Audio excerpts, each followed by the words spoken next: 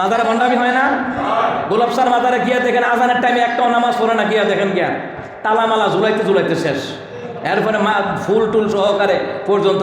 আচ্ছা আপনারাই বলেন, এই দেশে আমরা যারা জীবিত মানুষ আছি এদের জন্য ঘর দরকার, ঠিক নয় কি? কিন্তু যারা মরে গেছে ওনার জন্য কি ঘরের দরকার আছে? ঘরের দরকার আছে? দরকার নাই তো।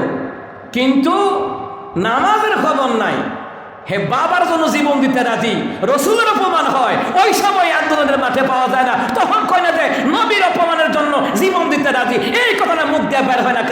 কারণ মাজার বাইঙ্গা দিলে, মাজারের যদি সব কিছু আস্তানা ভেঙে দেওয়া হয়, মাজারের আস্তানার কথা বলতেছি যেখানে বন্ডামি হয়, ওইগুলা ভাঙ্গা দিলে সূক্ষ্ম জ্ঞানে যে ঠান্ডা মাথায় গাঞ্জা খাইতো, ওই গাঞ্জার আসরটা জমাইতে পারতো না। কিন্তু শাহজালাল শাহপরাণ এই দেশে যেমন সরসিনার পিসা হুজুরের ছেলে নাতি গতদিন বলতেছে যে সরসিনা মরহুম নেসারা মোসাব, তিনি এই খুতবাটা লিখে গেছে, নেসারা মোসাব রহমাতুল্লাহ তিনি বলছেন, আমি কবরের উপরে ছাদ দেওয়া পাকা করা আমি পছন্দ করি না, কারণ রসুল পছন্দ করতেন না। কিন্তু এই দেশে যত মাজার হয় অসংখ্য মূর্খ লোকদের কারণে মাজার হয়, যাদের মধ্যে ইসলামের জ্ঞান নাই, কোরআন হাদিসের জ্ঞান নাই, এদের দ্বারা মাজার হয়। যিনি শুয়ে আছেন তার দোষ নাই, দোষ হলো দুনিয়াতে তারা বসে বসে গাঁজা খায়, নারীবাজি করে, আকাম কুকাম করে, দোষ হলো এদেরকে আগে শায়েস্তা করতে হবে।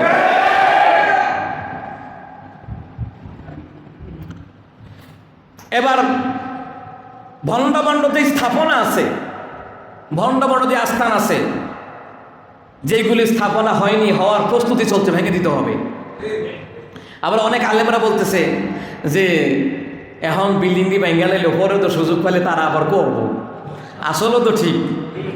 তাহলে ওনাদের কথাটা হচ্ছে, তাহলে যেখানে গাঞ্জার আসর হয়, মদ গাঁজার আসর হয়, নারীবাজির আসর হয়, এইগুলো আগে ভাঙতে হবে, এখানে যাতে কোনো ইসলাম বিরোধী কর্মকাণ্ড না করতে পারে এইটা প্রতিহত করতে হবে। গোলাপ সার মাজারে গেছে কালকে একদল আশেকের রসুল, অথচ এই দেশে আসাদপুরের মতন, মুফাজ্জলের মতন কলাঙ্গার আমার রসুল সাল্লাল্লাহু আলাইহি সাল্লামকে নিয়ে কটূক্তি করে, আমাদের আয়েশার চরিত্রকে নিয়ে ব্যঙ্গ করে, আমার রসুলকে নিয়ে ব্যঙ্গ করে। ওই সময় এদেরকে নবীর অপমান করছে, অপমান নবীর সম্মান রক্ষায়, আমাদের আয়েশার সম্মান রক্ষায় আন্দোলনের মাঠে পাওয়া যায় না। তাহলে এইগুলি সবগুলি যারা মাজার রক্ষায় আন্দোলন করে, এটি সবগুলি গাঞ্জাবু। এই যে আজান দিলে মসজিদেও যায় না, দেখবেন আজান দিনে মসজিদেও যায় না। আমি শাহজালালও গেছি, শাহপরানও গেছি, সেখানে কত পশুদের মিটিং হয়েছে যে এই মাজারে এখন থেকে গান বাজনা হবে না, এটাই হওয়া উচিত। কারণ শাহজালাল শাহপরান তারা বাতিলের বিরুদ্ধে সংগ্রাম করেছে, এটাই হওয়া উচিত। তাফসীর মাহফিল হবে, আল্লাহর ওলিরা সত্য, তারা কোরআন হাদিস মেনে প্রচার করেছে। মাউদ্দিন চিশতি রহমাতুল্লাহ আলাইহি 90,000 থেকে 90 লক্ষ কাফেরদেরকে মুসলমান বানিয়েছেন, ওনার অবদান আছে না নাই? কিন্তু আমরা যাদের কথা বলি ভণ্ডদের বিরুদ্ধে বলি, তো তোদের গায়ে লাগে কেন? বোঝা গেছে তোরাও ভণ্ড। একটু আগে আসার পথে এক ভণ্ড ফোন দিয়েছে, আপনার সমস্যাটা কি মাজারের বিরুদ্ধে কন? আমি কি, তুই কি ভণ্ড? তুই কি ভণ্ড? তুই ভণ্ড হলে তোর গায়ে লাগবে, আর ভণ্ড না হলে তোমার গায়ে লাগবে না। আমি তো বলেছি তারা ভণ্ড। মাজারে ভণ্ডামি হয় না? গোলাপ স্যার মাজারে গিয়ে দেখেন আজানের টাইমে একটাও নামাজ পড়ে না, গিয়া দেখেন গিয়া তালামালা ঝুলাইতে ঝুলাইতে শেষ, এরপরে ফুল টুল সহকারে পর্যন্ত। আচ্ছা আপনারাই বলেন, এই দেশে আমরা যারা জীবিত মানুষ আছি এদের জন্য ঘর দরকার, ঠিক নয় কি? কিন্তু যারা মরে গেছে ওনার জন্য কি ঘরের দরকার আছে? ঘরের দরকার আছে? দরকার নাই তো। কিন্তু নামাজের খবর নাই, হে বাবার জন্য জীবন দিতে রাজি, রসুলের অপমান হয় ওই সময় আন্দোলনের মাঠে পাওয়া যায় না, তখন কয় না যে নবীর অপমানের জন্য জীবন দিতে রাজি, এই কথাটা মুখ দিয়ে বের হয় না। কারণ মাজার বাইঙ্গা দিলে, মাজারের যদি সব কিছু আস্তানা ভেঙে দেওয়া হয়, মাজারের আস্তানার কথা বলতেছি যেখানে বন্ডামি হয়, ওইগুলা ভাঙ্গা দিলে সূক্ষ্ম জ্ঞানে যে ঠান্ডা মাথায় গাঞ্জা খাইতো, ওই গাঞ্জার আসরটা জমাইতে পারতো না। ওখানে গেলে আরামে খাওয়ান যায়, ওখানে গেলে গাঞ্জা টাঞ্জা একটু আরামে খাওয়ান যায়, আরামে দ্বারা খাইতাত না, এর লাগে এই অবস্থা। বন্ডামি করা জায়গা পাও না। তুমি রসুলের চাইতে তুমি আল্লাহর ওলি বড় না রসুল বড়? বলেন বলেন, সাহাবি বড় না রসুল বড়? রসুল বড়।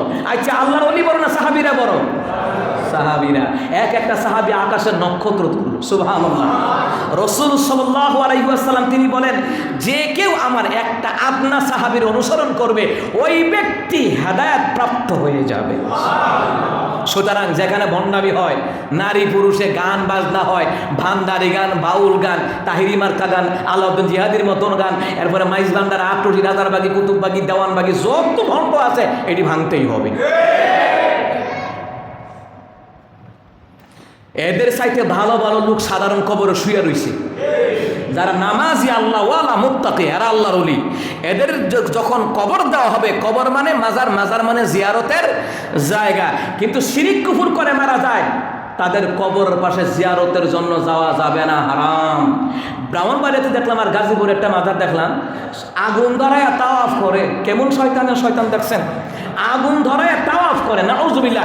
একমাত্র তাওয়াফের জায়গা হলো মক্কা মদিনা। কথা কোন ঠিক কিনা? দেখছেন, নারী পুরুষ, এই জন্য রসুল বলছেন অধিকাংশ নারীরা জাহান্নামে যাবে। ওরা জামাই সংসার ছাড়তে রাজি, মাজার আওয়া বন্ধ করতে রাজি না। আমি নিজে দেখছি এরা জামাই সংসার পর্যন্ত ছাইরা দেয়। জামাই কত রলে খাইতাম না, খাইলে কাজ না খাইলে নাই, কিন্তু আমি বাবারে ছাড়তাম না, আর বাবারে ছাড়তো না। অথচ রসুল বললেন যে কোনো নারী যদি তার স্বামীকে শ্রদ্ধা করে ভালোবাসে আর স্বামীকে খুশি রাখে, ওই নারী হাসতে হাসতে ফাতেমার সাথে জান্নাতে যাবে। হে বাবার পাগল, আমরা তো বন্ধদের বিরুদ্ধে বলি, তোদের গায়ে লাগে কেন? আরে বাড়িতে বাড়ি দিলে গুনাহগার সাথে কেন? কথা কনটা কি না? আমরা তো ভণ্ডদের বিরুদ্ধে বলি, কিন্তু হক্কানে আল্লাহর ওলিদের বিরুদ্ধে আমরা কখনো কোন আলেম বলে না। এরা নিজের গায়ে মাখে মানে এরা ভণ্ডামি করে, এদের মধ্যে এই খাইচত্রা আছে, এদের মধ্যে এই অ্যালার্জি রোগটা আছে।